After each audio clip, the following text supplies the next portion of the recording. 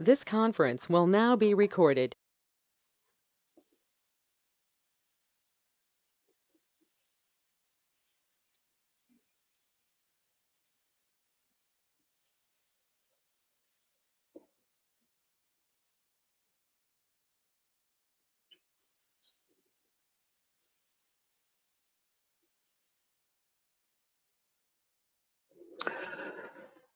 الحمد للہ رب العالمین والصلاة والسلام علی رسول النبی الکریم وعلی آلہ واصحابہ اجمعین اما بعد فاعوذ باللہ من الشیطان الرجیم بسم اللہ الرحمن الرحیم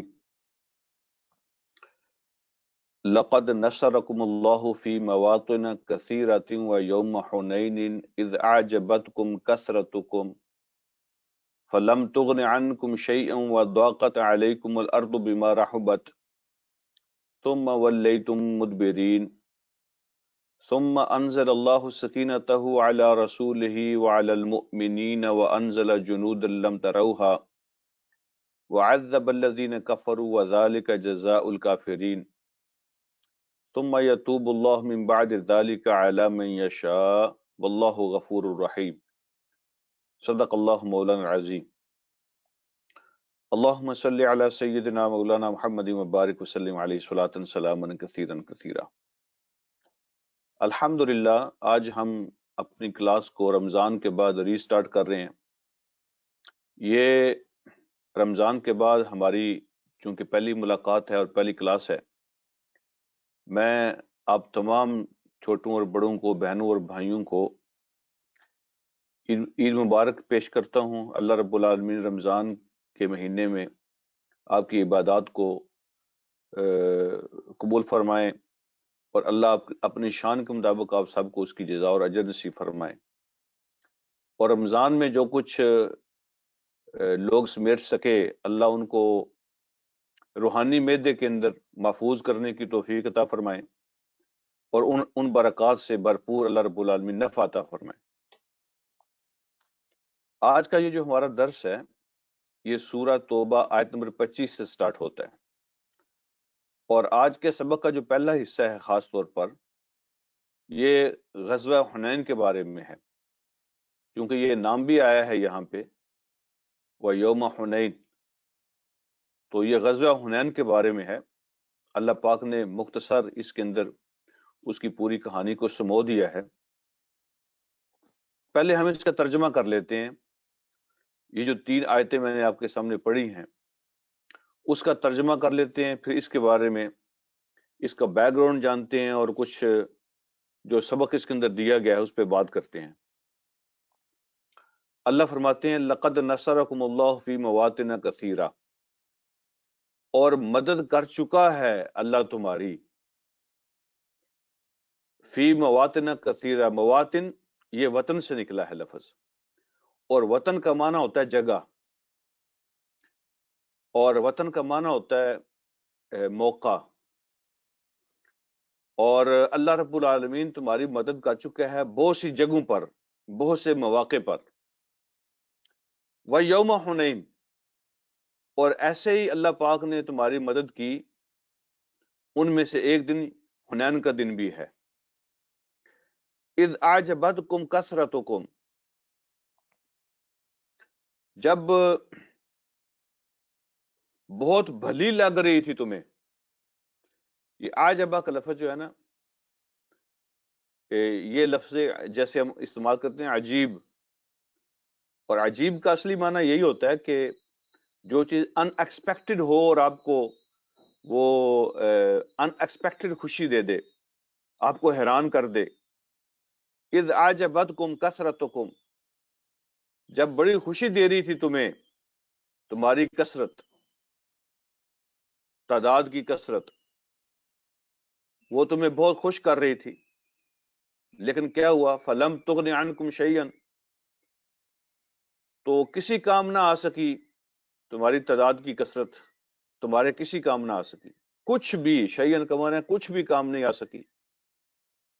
وَضَاقَتْ عَلَيْكُمُ الْأَرْضُ بِمَا رَحُبَتْ، ضاقت کا معنی ہے تنگ ہوگی تمہارے اوپر یہ زمین، بِمَا رَحُبَتْ، اپنے کھلا ہونے کے باوجود، وسعت کے باوجود، حالانکہ زمین بہت کھلی ہے، وہ بہت وسیع ہے، لیکن تمہارے اوپر زمین تنگ ہوگی. ثم ولیتم مدبرین، پھر تم منہ پھیر کے واپس بھاگے، منہ پھیر کے واپس پلٹ کے. ثم انزل اللہ سکینتہ علی رسولہ وعلی المؤمنین، پھر نازل فرمایا اللہ نے اپنی طرف سے سکینت کو، سکون کو، اطمینان کو، ٹھہراؤ کو، حوصلے کو اللہ نے نازل فرمایا اپنے رسول پر بھی اور مومنوں پر بھی. وَأَنزَلَ جُنُودًا لَّمْ تَرَوْهَا، اور اس نے نازل فرمائے لشکر جن کو تم دیکھ نہیں سکتے تھے. وَعَذَّبَ الَّذِينَ كَفَرُوا، اور پھر اللہ نے سزا دی ان لوگوں کو جنہوں نے کفر کیا، عذاب دیا، سزا دی ان لوگوں کو جنہوں نے کفر کیا. وَذَلِكَ جَزَاءُ الْكَافِرِينَ، اور یہی بدلہ ہے، یہی سزا ہے ان لوگوں کی جو کفر کرنے والے ہیں، یہی بدلہ بنتا ہے ان کا جو کفر کرنے والے ہیں. ثم یتوب اللہ من بعد ذلک علی من یشاء، پھر اس کے بعد اللہ رب العالمین، اللہ نے توبہ قبول فرما لی، یا اللہ توبہ قبول فرما لے گا جس کے بارے میں بھی چاہے گا. پھر اس کے بعد یعنی اس جنگ کے بعد اللہ جس کو چاہے گا توبہ کی توفیق دے دے گا اور اس کی توبہ کو قبول فرما لے گا. واللہ غفور رحیم، اللہ بخشنے والے، رحم فرمانے والے ہیں. تو یہ ان آیات کا ترجمہ ہے.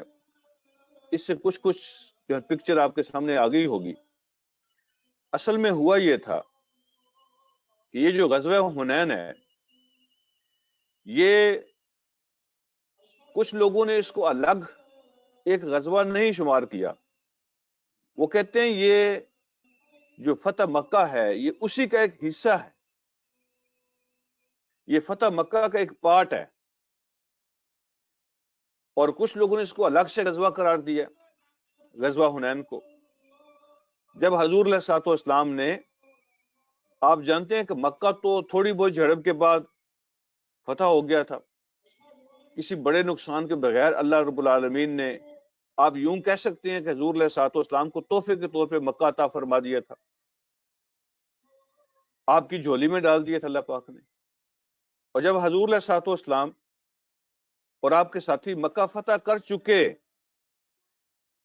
تو مکہ کے جو سراؤنڈنگ ایریاز تھے، طائف والی سائڈ پہ، تو وہاں کے جو قبائل تھے ان کو جب خبر ملی کہ مکہ فتح ہو چکا ہے تو انہوں نے یہی سوچا کہ ظاہر بات ہے جب مکہ فتح ہو گیا ہے اب ہماری باری ہے، تو ہم کیوں نہ کوئی ایسا اقدام کریں کہ ہمارے دشمن پہ ہمارا رعب طاری ہو جائے اور وہ آگے بڑھنے کی بجائے پیچھے ہٹیں اور ہم ان کو پیش قدمی کرنے سے روک دیں. فیصلہ کیا گیا کہ ہم اچانک دبوچیں گے اور اپنے دشمن کو مکہ میں ہی روکیں گے. تو یہ جو قبیلے ہیں نا، خاص طور پہ بنو ثقیف طائف کا قبیلہ ہے، بنو حوازن، یہ دو بڑے قبیلے تھے. ان کے ساتھ کوئی 12-14 چھوٹے چھوٹے اور قبائل تھے، سارے کے سارے طائف کے ایریا کے اندر جو رہتے تھے. اور مالک بن عوف اس لیڈر کا نام ہے جس نے یہ سارا کچھ ترتیب دیا، سرداروں کو جمع کیا، ان سے مشورہ کیا. یہی فیصلہ ہوا کہ ہم تن من دھن کی بازی لگائیں گے اور مکہ فتح ہو جانے کے بعد اب ہمارے علاوہ کوئی اور بیریئر نہیں رہا اس ایریا میں مسلمانوں کے سامنے. تو اپنے لوگوں کو جوش دلانے کے لیے سرداروں کو جمع کیا، نوجوانوں کو جمع کیا، قبائل کو جمع کیا اور ان سے کہا کہ ہم اپنے بچوں اور فیملیوں کے ساتھ جائیں گے، بچوں اور فیملیوں کے ساتھ جائیں گے تاکہ واپسی کی کوئی سوچ بھی ہمارے ذہن میں نہ آئے. اب ہم کشتیاں جلا کے جائیں گے، بچے اور فیملیاں ساتھ ہوں گی تاکہ ہمیں پتہ چلے کہ بس ادھر ہی ہے سب کچھ، جینا مرنا یہاں پر ہی ہے اور پیچھے مڑ کے نہیں دیکھیں گے. ظاہر بات ہے جب کسی کی فیملی اور بچے ساتھ ہوتے ہیں تو ان کی حفاظت کے لیے وہ آخری زور بھی لگا دیتا ہے. تو یہ اس کا ایک پلان تھا، اس کا ایک ٹرک تھا، ایک جنگی طریقہ تھا. تو فیملیز اور بچے بھی اس نے کہا ساتھ لے کے آؤ. وہ نکلے تھے فیملی بچے بھی ساتھ لے کر. اور ادھر جب حضور علیہ الصلوۃ والسلام کو خبر ملی کہ انہوں نے یہ پلان کیا ہے تو نبی علیہ الصلوۃ والسلام نے صحابہ سے فرمایا کہ ابھی ہتھیار نہیں کھولنے، ابھی ہمارا کام ختم نہیں ہوا. اللہ رب العالمین نے حکم دے دیا آپ ابھی آرام نہیں کر سکتے، آپ ابھی ہتھیار نہیں اتار سکتے، آپ نے اگلی مہم پہ روانہ ہونا ہے. تو حضور علیہ الصلوۃ والسلام کی جو سیکرٹ سروس تھی اس نے آ کے خبر دی کہ وہ تو نکل آئے ہیں، طائف والے، بنو ثقیف والے، بنو حوازن والے، وہ تو آ رہے ہیں. تو حضور علیہ الصلوۃ والسلام نے صحابہ کو جمع کیا، اور مکہ کی جو فتح ہے اس سے کچھ حوصلے بھی بلند تھے الحمدللہ، اور جذبے جوان تھے.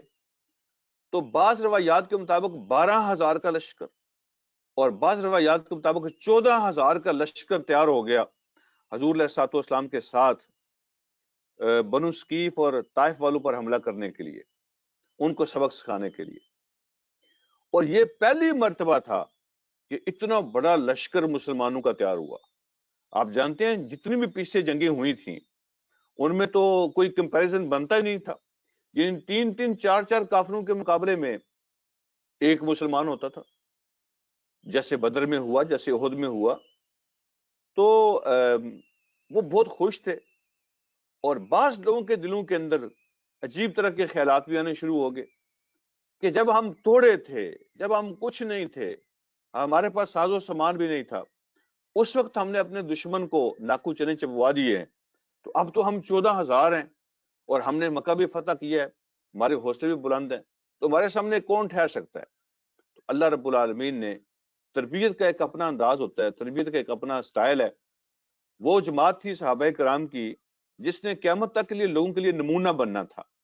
اللہ نے ان کو چنا تھا، وہ سارے اللہ کی سلیکشن تھے. حدیث کے مطابق یہی ہے کہ اللہ پاک نے ان کو سلیکٹ کیا تھا. تو اللہ رب العالمین نے کوئی ایسی ان کے اندر چیزیں نہیں چھوڑی ہیں جو مجموعی طور پر اور اجتماعی طور پر آنے والے لوگوں کے لیے کوئی غلط اگزامپل بن سکتی ہو. اللہ رب العالمین نے جو ان کی سوچوں کے مطابق ان کے دل میں اپنی تعداد پر، اپنے وسائل پر اور اپنی طاقت پر جب بھروسہ آ گیا تھا اور اس پہ تھوڑا سا فخر آ گیا تھا، اللہ رب العالمین نے اس کو صاف فرمایا، ان کی تربیت فرمائی. یہ ایک تربیت کا اپنا انداز ہے. اللہ رب العالمین فرماتے ہیں کہ اللہ نے بہت سی جگہوں پہ تمہاری مدد کی ہے، یہ کام تمہارے کرنے سے نہیں ہو رہا، تمہارے ذہن میں کبھی نہیں آنا چاہیے یہ تمہاری قوت کی وجہ سے یہ کام ہو رہا ہے، تمہاری طاقت کی وجہ سے ہو رہا ہے، تمہاری پلاننگ کی وجہ سے ہو رہا ہے، تمہارے سورسز کی وجہ سے ہو رہا ہے. اس سے پہلے بھی اللہ کی مدد سے، اللہ کی رحمت سے ہوتا تھا، اس کے بعد بھی اللہ کی مدد، اللہ کی رحمت سے ہی ہوگا. تو اس طرح کی باتیں تمہارے ذہن میں نہیں آنی چاہیے. تمہارے کرنے سے یہ کام نہیں ہوتا، اللہ کی رحمت سے ہوتا ہے. بعض اوقات ایسا ہوتا ہے نا، جب بندے کو فتوحات ملنا شروع ہو جاتی ہیں، جب کوئی آدمی مشہور ہو جاتا ہے اور اس کو فالورز مل جاتے ہیں، اس کے نام لیے جانے لگتے ہیں، میڈیا کے اندر آنا شروع ہوتا ہے، لوگ اس کی باتیں کرنے لگتے ہیں، تو انسان ہے، انسان کے دل میں اس طرح کے خیالات آ جاتے ہیں. تو اللہ رب العالمین نے ان کی اصلاح فرمائی. انسان کو اس طرح کی سوچ نہیں سوچنی چاہیے، اور خاص طور پر جو اللہ کے دین کے سپاہی ہیں، جو اللہ کے دین کے ایمبیسڈر ہیں، تو ان کو تو بالکل ہی نہیں سوچنی چاہیے. یہ خوش قسمتی ہوتی ہے کسی کی اگر اللہ رب العالمین اس کو موقع عطا فرما دے اپنے دین کی خدمت کا. اس میں تکبر اور غرور کی کون سی بات ہے؟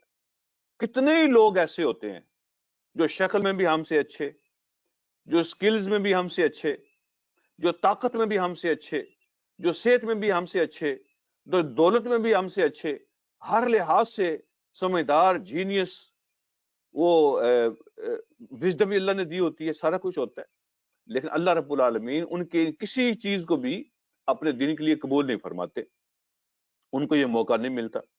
اللہ اگر کسی ہم جیسے کو قبول کر لے تو پھر اس کے دل میں یہ غرور اور تکبر نہیں آنا چاہیے. یہ اللہ رب العالمین اس کو موقع دیتے ہیں، یہ اس کی خوش قسمتی ہوتی ہے، یہ اس کی خوش قسمتی ہوتی ہے کہ اللہ رب العالمین اس کو استعمال کر رہے ہیں. کسی کی زبان استعمال ہوتی ہے، کسی کا مال استعمال ہوتا ہے، کسی کے ہاتھ استعمال ہوتے ہیں، کسی کا قلم استعمال ہوتا ہے، تو یہ اللہ رب العالمین اس کو موقع دیتے ہیں، اس کی خوش قسمتی ہوتی ہے۔ تو تعداد پر اور اپنے ڈسپلن پر، اپنے نظم پر، اپنی طاقت پر، اپنے طریقہ کار پر، اپنے پلان پر کبھی بھی غرور اور تکبر نہیں ہونا چاہیے۔ یہ سراسر اللہ رب العالمین کے کرنے سے ہوتا ہے، اور کوئی کام ایسا نہیں ہونا چاہیے جس سے اللہ کی رحمت روٹ جاتی ہے۔ اور اللہ کی رحمت کا ایک کرائٹیریا ہے، اس کرائٹیریا کے خلاف کوئی کام نہیں ہونا چاہیے۔ جماعتوں کا، تنظیموں کا، اجتماعیت کا کام ہوتا ہی اللہ کی رحمت سے ہے، تو کوئی ایسا کام، کوئی ایسی بات اس سے اوائڈ کرنا چاہیے جس سے اللہ کی رحمت کا کرائٹیریا فلفل نہیں ہوتا۔ اچھا آگے بڑھتے ہیں، پھر کیا ہوا؟ تو انہوں نے پیغام بھیجا حضور علیہ الصلوۃ والسلام کو اور کہا کہ ہمیں قریش مت سمجھو، ہم قریش نہیں ہیں کہ اتنی آسانی کے ساتھ ہتھیار ڈال دیں گے اور آپ یہ سمجھیں کہ ہم مکہ کی طرح ہی ہیں۔ یہ مکہ نہیں ہے، اصل میں ان کے پاس بڑے مضبوط قلعے تھے، ان کے پاس سورسز تھے۔ طائف جو ہے وہ بڑا کھاتا پیتا علاقہ تھا، باغوں کا، فصلوں کا علاقہ تھا، زرخیز زمینوں کا علاقہ تھا، سورسز بھی ان کے پاس تھے، تعداد بھی ان کے پاس تھی۔ اور آپ اندازہ فرمائیں کہ 22 ہزار کا لشکر انہوں نے اکٹھا کر لیا، 22,000 کا لشکر اکٹھا کیا، اور ساز و سامان کی تو کوئی حد ہی نہیں تھی۔ یعنی آپ اندازہ فرمائیں کہ ایک ایک آدمی کے لیے 2 3 اونٹ اویلیبل تھے ان کے پاس، کھانے کے لیے، ذبح کرنے کے لیے، سفر کرنے کے لیے، بکریاں، گھوڑے، تیر، تلواریں، سامان، ہر چیز، سونے چاندی کو ساتھ لے کے آئے تھے تاکہ کسی قسم کا کوئی پیچھے کا خیال ذہن میں نہ رہے۔ ایسا لشکر تو یعنی 22,000 کا لشکر، اور صحابہ کرام بڑے خوش ہو رہے تھے، ہم 14,000 ہو گئے، اور وہ کہہ رہے تھے کہ آج ہمیں کون شکست دے سکتا ہے۔ تو جب لوگوں کے دلوں میں اس طرح کے خیالات آئے، بہرحال اللہ نے سبق سکھانے کا فیصلہ فرمایا۔ ادھر سے ان کا لشکر چلا 22,000 کا، ادھر سے حضور علیہ الصلوۃ والسلام مکہ سے چل پڑے۔ تو مکہ سے 10 میل کے فاصلے پر ہے یہ وادی حنین، ویلی آف حنین۔ یہ حنین جو ہے نا، لفظ یہ حنان سے نکلا ہے، اور حنان کا اور حنین کا معنی ایک ہی ہوتا ہے کہ نرمی، ہمبلنس، شفقت، ٹھیک ہے۔ یہ حنان نہیں ہے، حنان جو ہوتا ہے یہ اللہ رب العالمین کی صفت ہے، سب سے زیادہ نرمی کرنے والا، سب سے زیادہ شفقت فرمانے والا، سب سے زیادہ لک آفٹر کرنے والا۔ تو یہ حنان جو ہے یہ تو عبد الحنان ہونا چاہیے، تو اس کے ساتھ عبد لگتا ہے۔ اگر حنان کہیں نون پیش آد ہو، تو اگر حنان ہو نا تو یہ کسی بندے کا نام عبدل کے بغیر یہ ہونا چاہیے، کیونکہ حنان جو ہے یہ اللہ رب العالمین کی صفت نہیں ہے، اللہ کی صفت حنان ہے، شد کے ساتھ ہے۔ تو حنان بھی نام ہو سکتا ہے، حنین بھی نام ہو سکتا ہے، تو حنین بھی اسی سے نکلا ہوا ہے، تو اس جگہ کا نام ہے۔ تو وادی حنین جو ہے یہ 10 میل کے فاصلے پر ہے مکہ سے۔ تو وہاں پہ حضور علیہ الصلوۃ والسلام اور طائف کا لشکر جو اس کا آمنا سامنا ہوا، اور پھر انہوں نے پلان ایسا کیا تھا کہ انہوں نے وہاں پہ آ کے پہاڑوں میں اپنے لوگوں کو چھپا دیا تھا، یعنی کچھ دستے جو ہیں وہاں پہ انہوں نے چھپا دیے تھے، اور حضور علیہ الصلوۃ والسلام کے ساتھیوں کو جو انہوں نے وہ گھات لگائی تھی، جو جال بچھایا تھا، تو نبی علیہ الصلوۃ والسلام کے ساتھیوں کو اس کا علم نہیں تھا، اس کا اندازہ نہیں تھا ان کو کہ ایسے بھی ہوگا۔ جب وہاں پہنچے تو وہ بڑے نعرے لگا رہے تھے، بڑے پرجوش تھے، تو انہوں نے پھر اچانک حملہ کیا۔ جب حضور علیہ الصلوۃ والسلام صحابہ کا لشکر وادی حنین میں پہنچا تو انہوں نے پہاڑوں سے نکل کر اچانک حملہ کیا۔ حملہ اتنا سخت تھا اور اتنا اچانک تھا، اتنا سخت اور اتنا اچانک، ان ایکسپیکٹڈ، اور گھوڑوں کی وجہ سے، ان کے دوڑنے کی وجہ سے، لشکروں کی موومنٹ کی وجہ سے گرد و غبار اتنا اڑ رہا تھا کہ روایات کے مطابق دن میں رات بن گئی تھی، ایسے گرد و غبار کا طوفان آ گیا تھا، دن میں رات کا گمان ہوتا تھا، اور کسی کو کسی کی سمجھ نہیں آ رہی تھی جانا کدھر ہے۔ گرد و غبار کی وجہ سے، اچانک حملے کی وجہ سے افراتفری مچ گئی تھی، اور کسی کو کسی کی ہوش نہیں، لوگوں کے ہوش اڑ گئے، اب کیا کریں، یہ کیا ہو گیا، جیسے رات پڑ گئی تھی وہاں پہ۔ ایک وقت وہ بھی آیا تھا اس افراتفری کے اندر کہ حضور علیہ الصلوۃ والسلام کے ساتھ صرف 300 یا 200 صحابہ کرام رہ گئے تھے جو حضور علیہ الصلوۃ والسلام کی حفاظت کر رہے تھے، آپ کے ساتھ تھے۔ 14,000 کے لشکر میں سے لوگ تتر بتر ہو گئے، سمجھ نہیں آ رہی تھی جانا کدھر ہے، کون اپنا ہے اور کون پرایا، پتہ نہیں چل رہا تھا۔ چیخ و پکار ہو رہی تھی۔ 300 لوگ حضور علیہ الصلوۃ والسلام کے ساتھ رہ گئے، ایک وقت وہ بھی آیا تھا۔ اور حضور علیہ الصلوۃ والسلام نے جب لوگ بکھر گئے، کوئی جدھر کسی کو جو ہے نا منہ ہو رہا تھا ادھر وہ دوڑ رہا تھا، کوئی سمجھ نہیں آ رہی تھی، تو حضور علیہ الصلوۃ والسلام نے پھر لوگوں کو نام لے کے بلانا شروع کیا، قبائل کو ان کے نام لے لے کے بلانا شروع کیا۔ او اوس والو کدھر ہو، میں ادھر ہوں، ادھر آؤ۔ او خزرج والو میں ادھر ہوں۔ او انصار مدینہ میں ادھر ہوں۔ او مہاجرین مکہ میں ادھر ہوں۔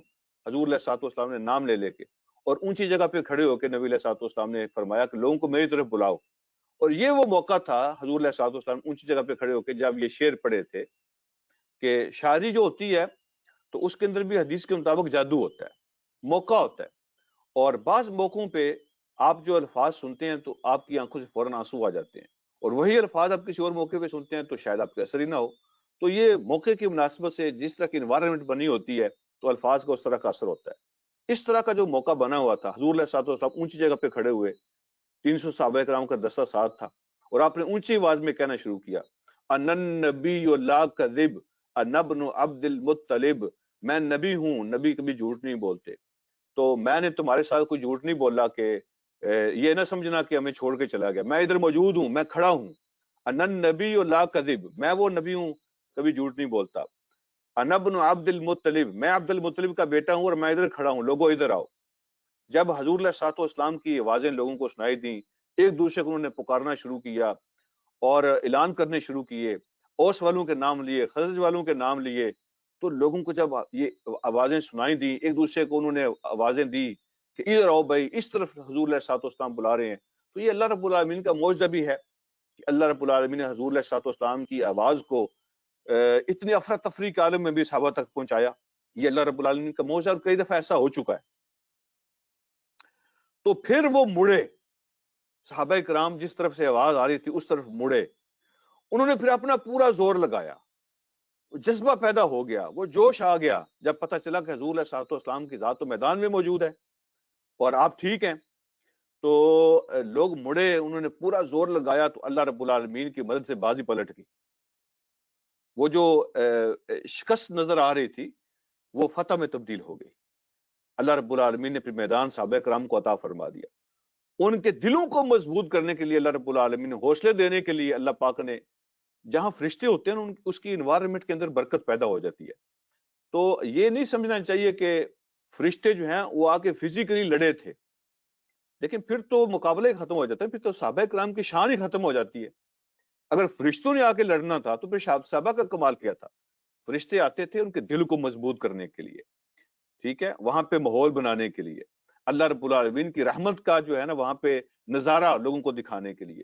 تو اللہ پاک نے اس طرح کے فرشتے بھیجے جو دلوں کو مضبوط کرنے کے والے لشکر بھیجے انہوں نے۔ تو صحابہ کرام مڑے اور انہوں نے زور لگایا، پھر بازی پلٹ گئی، اور پھر دشمن کے قدم اکھڑ گئے، پھر ان کو سمجھ نہیں آ رہا تھا کیا کرنا ہے، اور لوگ جو ہے نا وہ افراتفری میں سب کچھ چھوڑ کے بھاگے، نہ کسی کو بچے یاد رہے، نہ کسی کو فیملیاں یاد رہیں، نہ کسی کو مال و دولت یاد رہا، جو کچھ لے کے آئے تھے سب چھوڑ کے بھاگے، بازی پلٹ گئی۔ تو پھر اللہ رب العالمین فرماتے ہیں کہ ہم نے نازل کیا یہ جو دل کا سکون ہے، جو حوصلہ ہے، اور یہ جرأت جو ہے ہم نے اپنے نبی پہ بھی نازل فرمائی اور نبی کے ساتھیوں پہ بھی نازل فرمائی، ٹھیک ہے۔ تو اس کی طرف اللہ رب العالمین نے اشارہ کیا کہ یاد ہے تمہیں کہ یہ کام تمہارے کرنے سے نہیں ہوتا، اللہ نے پہلے بھی مدد کی ہے۔ تو وہ حنین کی وادی بھی تمہیں یاد ہوگی، ٹھیک ہے، جب تمہیں اپنی تعداد پہ بڑا فخر آ رہا تھا، لیکن تمہاری تعداد تمہارے کسی کام نہیں آ سکی، ٹھیک ہے، اور پوری زمین تم پہ تنگ تمہیں محسوس ہو رہی تھی، حالانکہ بہت کھلی تھی، تمہیں جگہ نہیں مل رہی تھی بھاگنے کی اور چھپنے کی، تمہیں سمجھ نہیں آ رہی تھی کہاں جانا ہے۔ پھر اللہ رب العالمین نے یہ حوصلہ اور ہمت نازل فرمائی، اور یہ اطمینان اور سکون نازل فرمایا، اپنے نبی پر بھی فرمایا، اپنے نبی کے ساتھیوں پر بھی فرمایا، اور ایسے لشکر بھیجے جن کو تم دیکھ نہیں سکتے تھے، اور پھر اللہ نے تمہارے ہاتھوں سے کافروں کو عذاب دیا، ان کو سزا دی، اور یہی بدلہ بنتا ہے انکار کرنے والوں کا۔ تو اللہ رب العالمین نے پھر فتح عطا فرما دی، اور دشمن بھاگا، اور پھر وہ بھاگ کر جا کر طائف کے قلعے کے اندر، جو باقی لوگ بچے تھے وہ طائف کے قلعے کے اندر جا کے وہ انہوں نے دروازے بند کر لیے قلعے کے، بے شمار لوگوں کو قیدی بنایا گیا۔ آپ اندازہ فرمائیں مال غنیمت کا، اگر آپ سن رہے ہیں میری بات توجہ سے تو آپ سننا، پہلی دفعہ ایسا ہوا تھا کہ 24,000 اونٹ مسلمانوں نے قبضہ کیے تھے۔ اس سے آپ کو اندازہ ہوگا کہ کل کتنے ہوں گے۔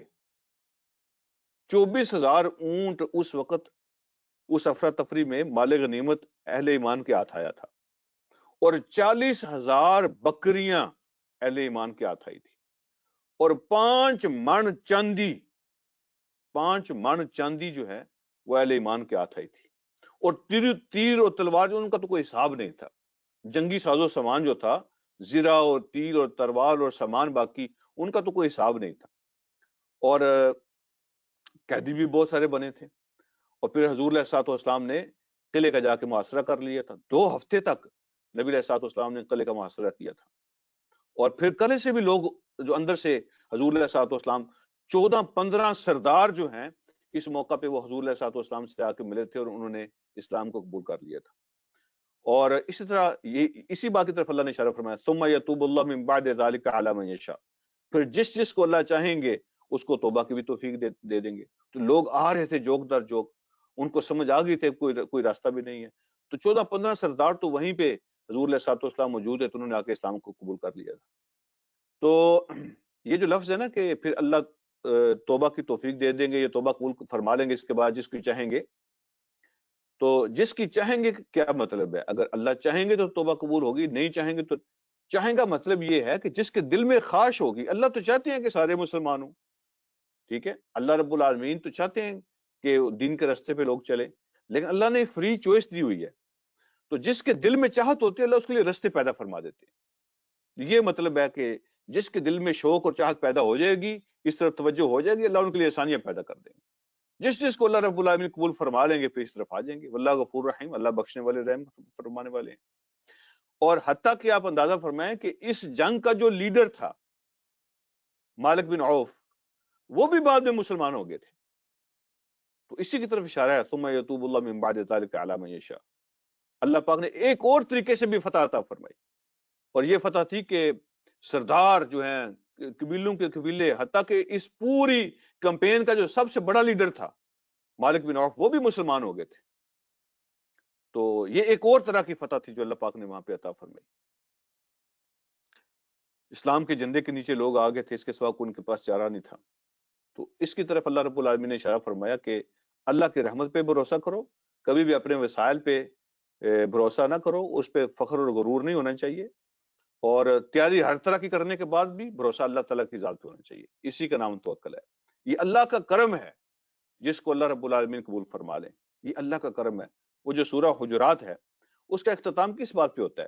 منافقین کی اللہ رب العالمین نے یہی بات ارشاد فرمائی نا، یمنون علیک ان اسلموا، یہ آپ پر آ کے احسان جتلاتے ہیں کہ ہم مسلمان ہوئے، ٹھیک ہے۔ میں کبھی کبھی سوچتا ہوں کہ ہمیں ان آیات پہ اسٹڈی سرکل کرنا چاہیے، ہر حلقے کو، ہر تنظیم میں اس پہ اسٹڈی سرکل ہونا چاہیے۔ یمنون علیک ان اسلموا، وہ سمجھتے ہیں کہ ہم احسان کر رہے ہیں کہ ہم مسلمان ہو رہے ہیں۔ تو لوگ جو دین کا کام کرتے ہیں، ٹھیک ہے، لوگ اللہ رب العالمین کے دین کا کام کرتے ہیں تو سمجھتے ہیں ہم اللہ پہ احسان چڑھا رہے ہیں، ہم کسی تنظیم پہ احسان چڑھا رہے ہیں۔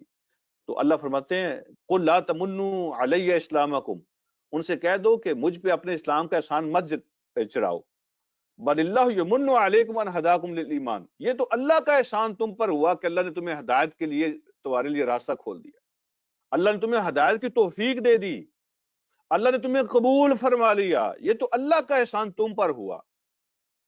تو یہ مت سمجھو کہ اللہ رب العالمین پہ تم احسان کر رہے ہو، یہ اللہ کا احسان تم پر ہوا کہ اللہ نے تمہیں موقع دے دیا۔ آگے بڑھتے ہیں سبق کے اندر۔ واللہ غفور رحیم، اللہ بہت بخشنے والے، رحم کرنے والے ہیں۔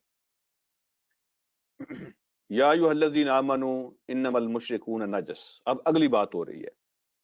اب وہاں پہ اللہ رب العالمین نے وہ جو سورۃ توبہ کے شروع میں اعلان ہوا تھا، اب اس کی تفصیلات آ گئی ہیں، ساری کی ساری ڈیٹیل آ گئی اس کی۔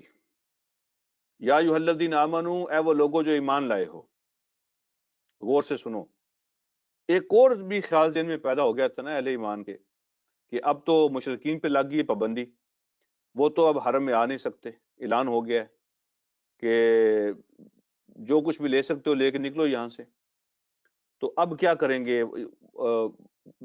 عمرے اور حج کے موسم میں تو یہاں بڑے بزنس آتے تھے، اور یہاں تو جناب ہمیں پورے سال کا راشن مل جاتا تھا اور پورے سال کا بزنس ہو جاتا تھا، اور مکہ میں تو کوئی چیز اگتی نہیں ہے، کھانے پینے کا سارا سامان تو مل جاتا تھا یہاں وہاں ان سے، تو پورے حجاز کے اندر رونقیں لگ جاتی تھی۔ تو اب کیا ہوگا؟ تو اللہ رب العالمین نے جو پابندی لگائی، اب پابندی کی وجہ بھی بیان فرمائی، اور جو ذہن میں باتیں آ رہی تھیں اللہ نے اس کا جواب بھی دیا۔ یا ایھا الذین آمنو، اے وہ لوگوں جو ایمان لائے ہو، انما المشرکون نجس، بے شک انما کا معنی ہوتا ہے اس کے علاوہ کوئی آپشن ہے نہیں، شک والی کوئی گنجائش نہیں ہے، کہ بے شک مشرکون جو ہیں، شرک کرنے والے لوگ جو ہیں، وہ نجس ہیں، وہ ناپاک ہیں، امپیور ہیں، ٹوٹلی امپیور۔ جسمانی گندگی بھی ان کے اندر پائی جاتی ہے، ظاہر بات ہے جو آدمی مشرک ہوگا، جو ان چیزوں کو مانتا نہیں ہے، تو جسمانی صفائی کا جو سسٹم اسلام نے دیا ہے، تو ان کے ہاں تو ایسا سسٹم نہیں ہے، نہ ہی وہ اس کو فالو کرتے ہیں۔ ان کی کتابوں میں باتیں موجود ہیں، لیکن انہوں نے اپنی کتابوں کی تعلیمات کو چھوڑ دیا ہے۔ تو جب وہ صفائی ستھرائی کا بھی وہ انتظام نہیں کرتے جو اسلام نے سکھایا ہے، تو جسمانی طور پر بھی وہ گندے ہیں اور روحانی طور پر بھی وہ گندے ہیں، ان کے اندر شرک ہے۔ تو سب سے بڑی گندگی اس کائنات کی وہ شرک ہے اور کفر ہے۔ سب سے بڑی اس کائنات کی گندگی جو ہے کہ اس کا دل گندا ہو جاتا ہے، جو اللہ کے حق ہیں کسی اور کو دے دیتا ہے۔ تو اللہ فرماتے ہیں کہ مشرکین جو ہیں وہ نجس ہیں، وہ ناپاک ہیں، لہٰذا ان کی ناپاکی وجہ بنی ہے، ان کے ساتھ کوئی دشمنی نہیں ہے۔ ان کا عقیدہ، ان کی سوچ، ان کی فکر، ان کا نظام زندگی، یہ رکاوٹ ہے، دشمنی نہیں ہے ان کے ساتھ۔ ان کا سسٹم، ان کا طریقہ کار، یہ اصل میں رکاوٹ ہے۔ مشرک نجس ہیں۔ فلا یقرب المسجد الحرام بعد عامہم ھذا، تو مسجد حرام کے قریب وہ نہیں آ سکتے اس سال کے بعد، اس سال کے بعد وہ مسجد حرام کے اندر داخل نہیں ہو سکتے، مسجد حرام کے قریب نہیں آ سکتے۔ اچھا جی، اگلی بات فرمائی، یہ آیت پوری کر لے پھر میں بات کرتا ہوں۔ وَإِنْ خِفْتُمْ عَيْلَةً، اگر تمہیں ڈر ہو، خفتم کا معنی اگر تمہیں خوف ہو، عائلتاً کہ غریب ہو جائیں گے، ٹھیک ہے، اب وہ بزنس نہیں رہیں گے، پابندی لگ جائے گی ان پر، تو ہمارا جو بزنس ہوتا تھا ہر سال وہ ختم ہو جائے گا، قافلے آتے تھے جاتے تھے، تو مفلسی آ جائے گی، غربت پیدا ہو جائے گی۔ وَإِنْ خِفْتُمْ عَيْلَةً، اگر تمہیں غریب ہو جانے کا ڈر ہو، فَسَوْفَ يُغْنِيكُمُ اللَّهُ مِنْ فَضْلِهِ، تو ان قریب اللہ اپنے فضل سے تمہیں غنی کر دے گا، اللہ اپنے فضل سے مال کے دروازے کھول دے گا، تمہاری یہ ضرورتیں بھی اللہ پوری کرے گا۔ جس رب نے تمہیں یہاں تک پہنچایا ہے وہ اگلی بھی تمہاری ضرورتوں کو اللہ پورا فرمائے گا۔ تو ان قریب وقت دور نہیں ہے کہ اللہ رب العالمین تمہارے لیے جو رزق کے دروازے ہیں ان کو بھی کھول دے گا، اللہ تمہیں غنی کر دے گا اپنے فضل سے۔ ان اللہ علیم حکیم، بے شک اللہ رب العالمین علم والے ہیں، اور اللہ کا ہر فیصلہ اور حکم حکمت کے مطابق ہوتا ہے، تو اس کی حکمت پہ عمل کرو، سمجھ آئے تو بھی، لیٹ سمجھ آئے تو بھی، نہ سمجھ آئے تو بھی، اللہ کا ہر فیصلہ جو تمہارے لیے ہے وہ حکمت کے مطابق ہے۔ اب اس میں جو یہ آئے جو اس میں جو مین پیغام ہے نا کہ مشرک نجس ہیں تو مسجد حرام کے پاس نہ آئیں، اس بارے میں آپ مسئلہ سمجھ دیں۔ پہلے امام مالک رحمہ اللہ، ان کا خیال یہ ہے کہ ان کا اوپینین ہے کہ دنیا کی کسی مسجد کے اندر بھی مشرک کو داخل ہونے کی اجازت نہیں ہونی چاہیے، اس لیے کہ وہ جسمانی طور پر بھی گندا ہوتا ہے، روحانی طور پر بھی گندا ہوتا ہے۔ تو مسجد اللہ کے گھر ہیں، وہاں جو ہے نا وہ پاکیزگی، صفائی ستھرائی، طہارت، اس کا خیال ہونا چاہیے۔ تو اللہ رب العالمین نے مشرک کو نجس قرار دیا ہے۔ تو نجس چیز جو ہے وہ دیکھیں، اسی لیے جب کسی عورت کو وہ پیریڈ کے اندر ہوتی ہے وہ پاک نہیں ہوتی، اس کی باڈی جو ہے نا اس طرح پاک نہیں ہوتی، تو وہ اس کا مسجد میں جانا منع ہے۔ بچے کی پیدائش کے بعد اس کا مسجد میں جانا منع ہے۔ اگر کوئی آدمی جس پہ غسل فرض ہوتا ہے اس کا مسجد میں جانا منع ہے۔ تو جسمانی ناپاکی کے ساتھ بندہ مسجد میں نہیں جا سکتا، تو وہ جسمانی طور پر بھی ناپاک ہیں، روحانی طور پر بھی ناپاک ہیں۔ تو امام مالک رحمہ اللہ فرماتے ہیں کہ دنیا کی کسی مسجد کے اندر بھی مشرک نہیں جا سکتا، اس کے اندر دونوں قسم کی ناپاکیاں ہیں۔ اب دوسرا اوپینین جو ہے امام شافعی رحمہ اللہ کا ہے، وہ کہتے ہیں کہ نہیں، یہ جو مالکی اوپینین ہے تھوڑا سا ایکسٹریم ہے، تھوڑا سخت ہے اور حقیقت کے خلاف ہے۔ وہ کہتے ہیں کہ خود نبی علیہ الصلوۃ والسلام کی مسجد میں اس اعلان کے بعد بھی مدینہ کے اندر مشرکین آتے رہے ہیں، ڈیلیگیشن بھی آتے رہے ہیں اور انڈیویجول بھی آتے رہے ہیں۔ میں مثال دیتا ہوں، آپ نے وہ بات سنی ہوگی، میں وہ آپ کو پوری بات نہیں سنا رہا، صرف مثال دے رہا ہوں کہ وہ ثمامہ بن آثار جو بنو حنفیہ کا جو سردار تھا، جس کو مسجد کے پلر کے ساتھ باندھ دیا گیا تھا، 3 دن وہاں بندہ رہا تھا اور چوتھے دن آپ نے پھر کھول دیا تھا، باہر جا کے غسل کر کے واپس آ کے اس نے اسلام قبول کیا تھا، تو مسجد کے پلر کے ساتھ اس کو باندھا گیا تھا، تو وہ بھی تو مشرک تھا، وہ بھی تو کافر تھا، تو مسجد کے اندر ہی اس کو رکھا گیا تھا۔ تو امام شافعی رحمہ اللہ فرماتے ہیں کہ مالکی اوپینین جو ہے وہ حقیقت کے خلاف ہے، اس لیے کہ خود حضور علیہ الصلوۃ والسلام کی مسجد کے اندر اس کے بعد بھی مشرکین آتے رہے ہیں، اور ان کا خیال، امام شافعی رحمہ اللہ کا اوپینین یہ ہے کہ صرف حرم کے اندر نہیں آ سکتے۔ اللہ نے مسجد حرام کی بات کی ہے تو مسجد حرام کے اندر صرف نہیں آ سکتے، باقی مساجد کے اندر مسلمانوں کا جو امیر ہے یا جو مسلمانوں کے وہاں پہ انچارج لوگ ہوں گے تو ان کی اجازت سے، جب وہ محسوس کریں کہ ان کا آنا مناسب ہے تو ان کی اجازت سے جو ہے نا وہ مشرکین مسجد کے اندر آ سکتے ہیں، لیکن حرم کے اندر نہیں آ سکتے۔ یہ شافعی اوپینین ہو گیا۔ اب حنفی اوپینین اس میں یہ ہے کہ اصل میں جو گندگی ہے ان کے اعمال کی ہے، ان کے اندر جو گندگی ہے ان کے عقیدے کی ہے، ان کی سوچ کی ہے۔ تو شرک اصل میں گندگی والا کام ہے، کفر اصل میں گندگی والا کام ہے، ان کے اعمال گندے ہیں۔ اس لیے اللہ رب العالمین نے پابندی لگائی ہے کہ وہ یہ جو گندے اعمال ہیں وہ اپنے ساتھ لے کر حرم کے اندر آتے تھے، حرم کے اندر آ کے وہ گند پھیلاتے تھے اپنے اعمال کا، شرک کرتے تھے، بتوں کے سامنے سجدے کرتے تھے، بتوں سے دعائیں مانگتے تھے، بتوں کے لیے قربانیاں کرتے تھے، وہاں پہ ان کے سامنے خون جو ہے نا اس کو پیش کرتے تھے، جانوروں کو ذبح کر کے حرم کے اندر وہ اپنے بتوں کے سامنے ان کو پیش کرتے تھے۔ تو اس طرح کے جو گندے ننگے ہو کے حرم کا طواف کرتے تھے تو کچھ لوگ، تو یہ گندگی والے جو کام ہیں وہ اللہ رب العالمین کا اس کائنات میں جو سب سے بڑا جو توحید کا گھر ہے اس کے اندر یہ سارے کام کرتے ہیں، تو ان کے اعمال کے اندر گندگی ہے۔ لہٰذا اللہ نے پابندی یہ لگائی ہے کہ حج اور عمرہ یا کوئی اور عبادت اس کی غرض سے وہ مسجد کے اندر داخل نہیں ہو سکتے، حرم کے اندر داخل نہیں ہو سکتے۔ کوئی عبادت کی نیت سے یا عبادت کے کسی کام سے، چونکہ ان کی اندر گندگی ہے اور جب وہ آ کے وہاں عبادت کرتے ہیں تو وہ وہاں گند پھیلاتے ہیں اپنی عبادت والا، تو اللہ رب العالمین نے عبادت کے لیے پابندی لگائی ہے، عملی شرک کی گندگی وہاں نہیں پھیلا سکتے، حج عمرے کے لیے اور کسی عبادت کے لیے نہیں آ سکتے، ٹھیک ہے۔ باقی کسی کام کے لیے اگر ضروری ہو، کسی باقی کام کے لیے آنا پڑے ان کو یا ان کا آنا ضروری ہو تو مسلمانوں کے امیر یا اس کے نمائندے کی اجازت سے وہ داخل ہو سکتے ہیں، اگر مجبوری ہو ضروری ہو تو ہو سکتے ہیں۔ یہ حنفی اوپینین ہے۔ تو یہ تینوں اوپینین آپ کے سامنے آ گئے، ٹھیک ہے جی۔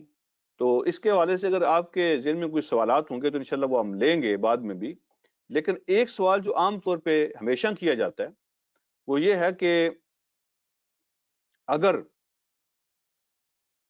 ہم ان کو وہاں جانے کی اجازت نہیں دیں گے تو وہ بھی پھر اپنے ملکوں میں ہم پہ پابندی لگا دیں گے، تو اس کا کیا مطلب ہے کہ پھر کیا ہوگا؟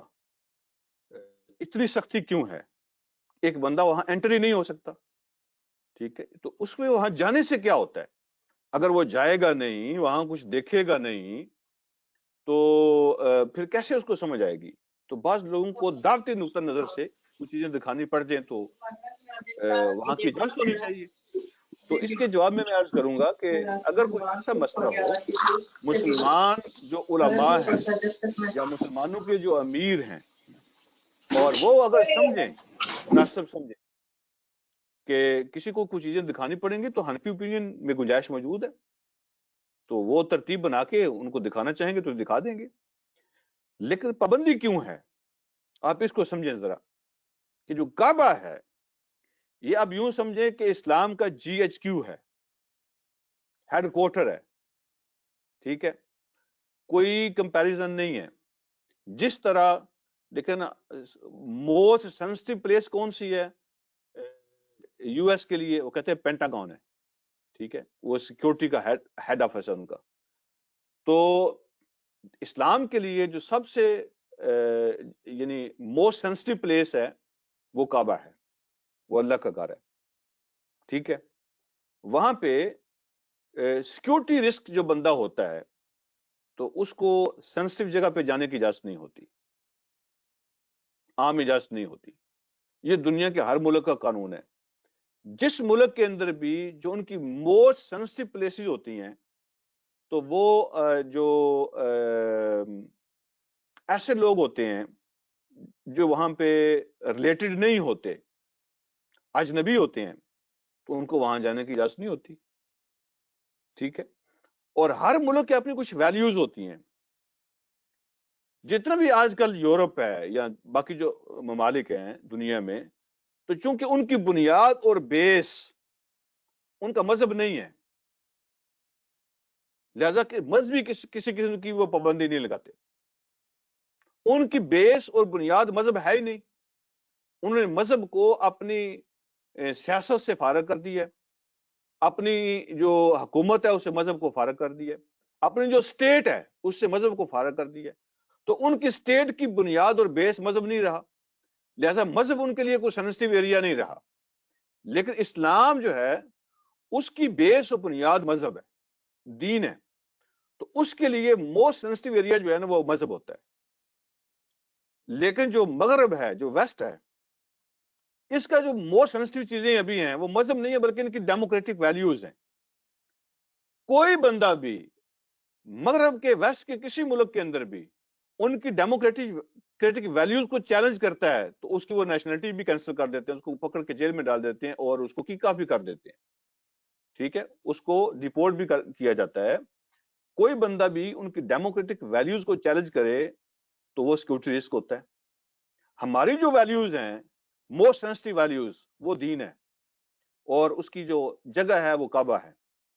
لہذا ہماری بنیاد دین ہے تو ان کی اسٹیٹ کی بنیاد دین نہیں رہا، وہ دین کے مطابق فیصلے نہیں کرتے، اس لیے ان کے ہاں یہ پابندیاں نہیں ہیں. تو اس لیے ان کے ساتھ اس کو کمپیئر کرنا جو ہے نا وہ مناسب نہیں ہے، اس لیے کہ وہاں پہ کوئی چیز ہے نہیں جس کے ساتھ ہم کمپیئر کریں. انہوں نے سب کچھ اپنا بدل دیا ہے. تو جو ان کی ویلیوز ہیں اس کے خلاف نہ کوئی بات کی اجازت ہوتی ہے، نہ وہ سیکورٹی رسک لے سکتے، کوئی ملک نہیں لیتا، اور اس کی سخت سزائیں ہوتی ہیں.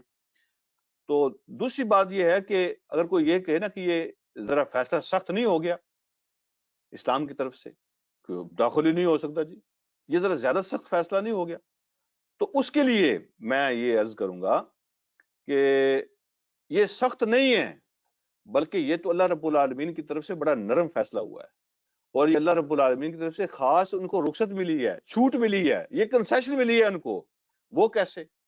وہ ایسے کہ ہسٹری کے اندر آپ دیکھ لیں، جب بھی کسی نبی کے ساتھ کسی قوم نے ٹاکرا لیا ہے اور کسی نبی کے آمنے سامنے وہ آ گئے ہیں، مرنے مارنے پہ تیار ہو گئے ہیں، تو اللہ رب العالمین نے اپنے نبی کو اور نبی کے ساتھیوں کو بچایا ہے، اس قوم پہ عذاب نازل کیا.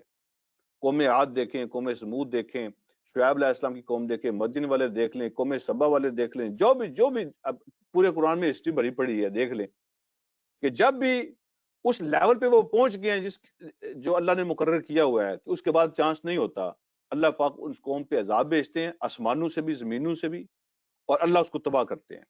اللہ رب العالمین اس کو ڈسٹروئے کر دیتے ہیں، برباد کر دیتے ہیں.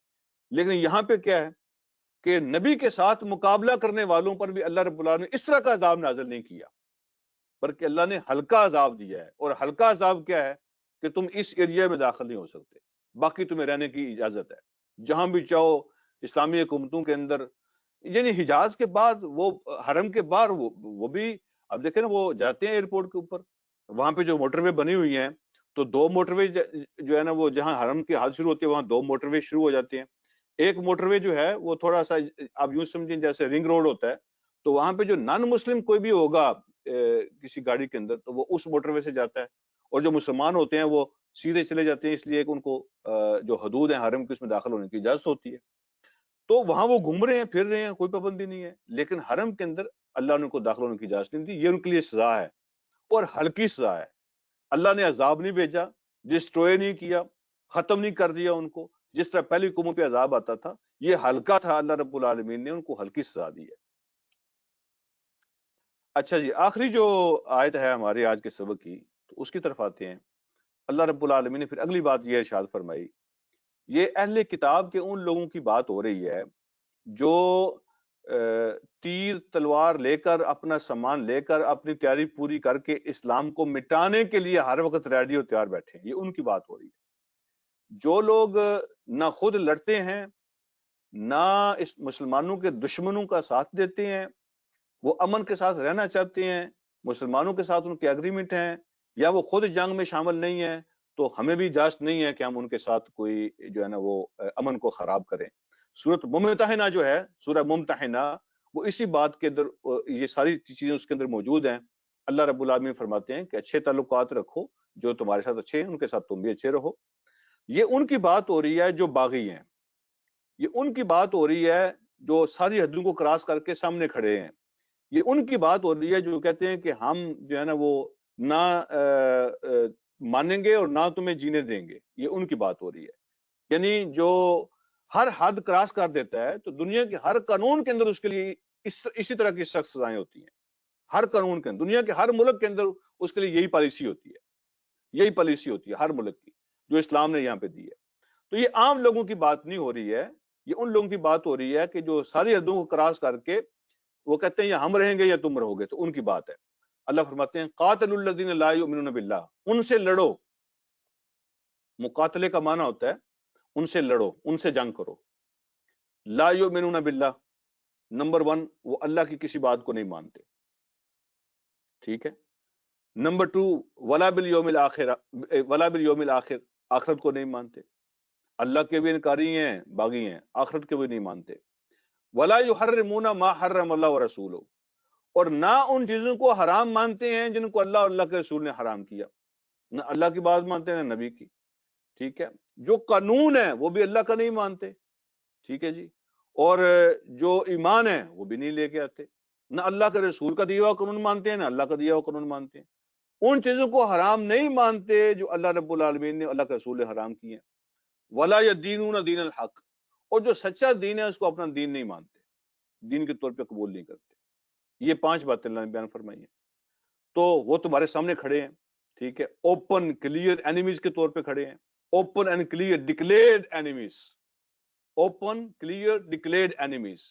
ان کے ساتھ لڑو، راستہ صاف کرو اپنا، جو تمہارے راستے کو روک کے کھڑے ہوئے ہیں ان کو راستے سے ہٹاؤ۔ تو ہر دنیا کے ملک کی یہی پالیسی ہوتی ہے۔ اللہ فرماتے ہیں من الذین اوتوا الکتاب، یہ ان لوگوں میں سے ہیں جن کو کتاب دی گئی۔ یہ عیسائیوں اور یہودیوں میں سے وہ لوگ، عیسائیوں اور یہودیوں میں سے، اہل کتاب میں سے وہ لوگ جو اس پالیسی پہ عمل کر رہے ہیں اور سامنے آ کے کھڑے ہیں رستہ تمہارا روک کے، تو اپنا رستہ صاف کرو، ان سے جنگ کرو۔ کب تک ان سے جنگ کرو؟ ٹھیک ہے، جب وہ رستے سے ہٹ جائیں جنگ ختم ہو جاتی ہے۔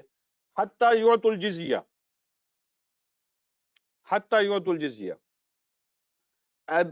فتح مکہ کے بعد، فتح طائف کے بعد اہل کتاب کے باغیوں کے ساتھ جنگ کو اور جہاد کو جاری رکھنے کا حکم دیا ہے، بس کہ اس کو جاری رکھو، ٹھیک ہے۔ یہ اشارہ تھا، اس غزوہ تبوک انہی کے خلاف ہوا تھا، ٹھیک ہے۔ تو اللہ فرماتے ہیں کہ حتی یعطوا الجزیۃ عن ید، جزیہ کہتے ہیں ٹیکس کو، وہ ٹیکس جو نان مسلم دیتا ہے، جو مسلمان حکومت کے اندر رہتا ہے، اور وہ کہتا ہے کہ جو جنرل قانون ہوگا اس ملک کا میں اس کو مانوں گا، اور مسلمان حکومت کی ذمہ داری ہوتی ہے کہ اس کے جان، مال، عزت، آبرو اس کی حفاظت کرے، اور اپنی پرسنل لائف کے اندر وہ اپنے دین پر عمل کرنے کے لیے آزاد ہوتے ہیں۔ اپنی پرسنل لائف کے اندر اپنی حد تک وہ اپنے دین پر عمل کرنے کے لیے آزاد ہوتے ہیں، لیکن جنرل قانون جو ہوتا ہے وہ مسلمان ملک کا، وہ ان کو ماننا پڑتا ہے، اسلام کے جنرل قانون کو ماننا پڑتا ہے۔ باقی جو فیملی لا ہوتا ہے، جو پرسنل لا ہوتا ہے، اس میں وہ آزاد ہوتے ہیں۔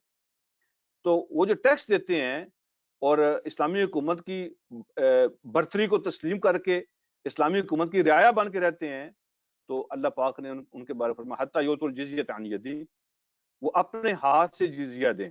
یہ ہاتھ سے جزیہ دینے کا کیا مطلب ہوتا ہے؟ ٹھیک ہے، ٹیکس دیں، بات ختم۔ عن یدن کا کیا معنی ہوا؟ عن یدن کا معنی اپنے ہاتھ سے دیں، اس کا مطلب ہے کہ خیرات سمجھ کے نہ دیں۔ یہ نہ ہو کہ وہ سمجھیں کہ یہ لو جی ہم خیرات دے رہے ہیں تمہیں، خیرات سمجھ کے نہیں، بلکہ تمہاری طاقت کو تسلیم کر کے، تمہاری طاقت کو تسلیم کر کے. ید کا معنی ہوتا ہے قوت. یہ ہمیشہ موقع جو ہوتا ہے نا، بازو جو ہوتا ہے، یہ قوت کی علامت ہوتا ہے. اللہ فرماتے ہیں حتی یعطوا الجزیۃ عن یدین، وہ تمہاری طاقت کو تسلیم کر کے اور تمہارے غلبے کو تسلیم کر کے، تمہارے قانون کو تسلیم کر کے ٹیکس دے، خیرات سمجھ کے نہیں. وَهُمْ صَاغِرُونَ، اور وہ چھوٹے بن کر رہیں. صاغر لفظ صغیر سے بنا ہے، صغیر سے. صغیر کا معنی چھوٹا ہوتا ہے.